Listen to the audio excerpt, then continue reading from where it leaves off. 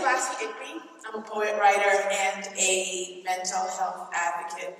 I use my writing to help educate people on mental health and to help erase the stigmas that are attached to it. I was diagnosed with bipolar II disorder in 2004 while I was on tour with the Broadway cast of Def Poetry Jam.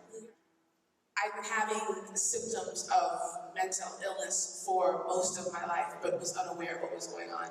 I dropped out of college my senior year last semester. I think I had half a semester left to go, and I just up and moved to New York on a whim, on a weekend.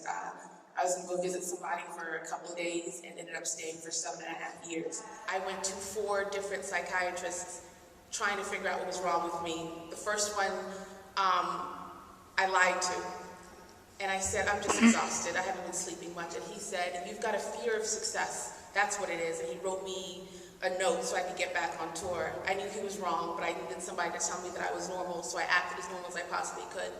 Did the same thing for the second and the third. The fourth one, I was exhausted, and I looked at her and I said, I'm going to lie to you because I need you to tell me I'm normal.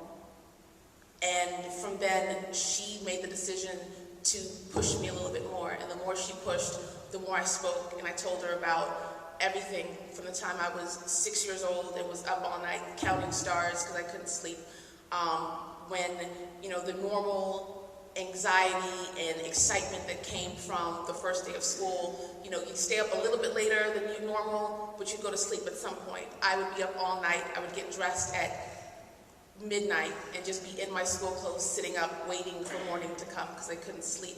My first major bout with depression began when I was in college, and my first semester of college I got a 0.0 because I never left my dorm room.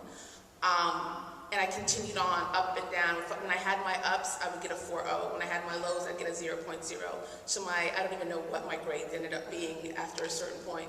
And when I made the decision to leave college, when I was in New York and decided I was never going home again, I realized that there was something wrong, and I didn't know what was wrong, but I knew that if I could just keep running from it, I'd be okay. So I just kept running and running and running until this incident happened, and I completely hit a wall and couldn't run anymore. I have a unique platform. I'm a writer, I'm a poet. I get to be in front of audiences and people all the time talking about whatever it is I want to. And when I was first diagnosed, I made the decision not to say anything. I didn't tell my parents, I didn't tell my friends, I just sort of held it. I was embarrassed, I was ashamed, I felt broken, I felt like I had done something wrong.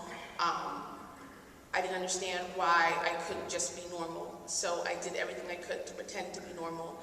I would literally sit in Union Square Park and watch people and try to see what normal looked like and try to see if I could emulate normal. I'd see these, women my age, completely, made up, and hair's perfect and clothes perfect, and they were on their way to their office jobs, and they were laughing and they were just having a great time, and I'm sitting there in the same sweatpants I'd had on for months, it felt like, just watching them and trying to figure out what happened, when did I break, and why. One day, about 4 or 5 months after I was diagnosed, I was watching a show called Girlfriends. I don't know if anybody remembers the show. Girlfriends at the time was the #1 show in Black households. When I was diagnosed with bipolar II, I literally said to my doctor, I'm the only Black person who has this, aren't I? And he said, I don't think so. And I was like, no, I've never heard of this before, and I'm fairly certain that I'm the only Black person who has it. Watching Girlfriends that night, they happened to have a storyline about bipolar disorder, and I got really excited.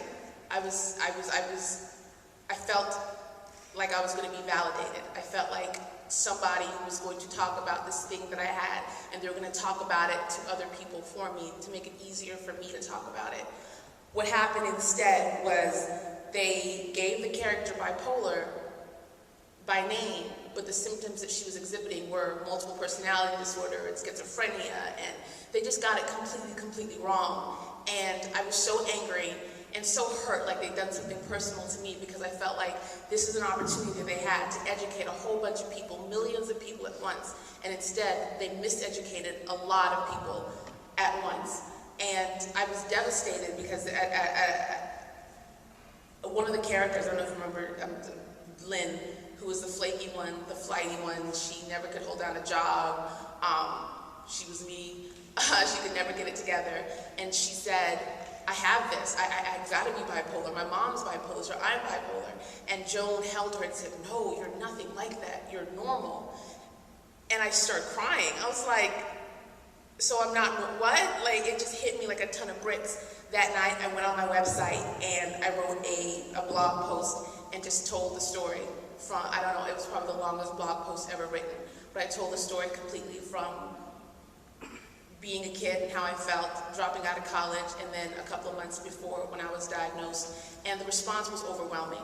So many people who had been feeling the same way, or had been diagnosed, or had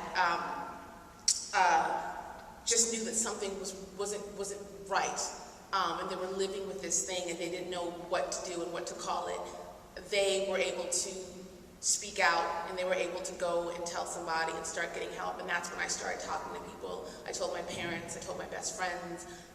Every show that I did, I would close with a little spiel about mental health, hoping that in some small way I'd be able to sort of lift the stigma a little bit. I was watching 90210 last night in the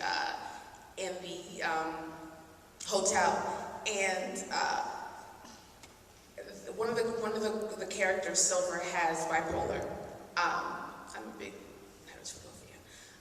has bipolar, and somebody was mad at her and switched out her meds, and I was furious because that's not funny. Like, she could die, or she could harm herself or harm somebody else. You can't just, if you're taking medication regularly and then you get off of it, your body completely crashes. And it becomes very, very physically dangerous. And then on top of that, you go from, 2 to 50 so quickly, and it's just an awful thing to do. And I couldn't believe that they did it. But it's part of the storyline, and it's supposed to be exciting, and it's whatever. But if I could have called somebody like, what are you doing? This is so irresponsible. But Representing your illness. Yes and no.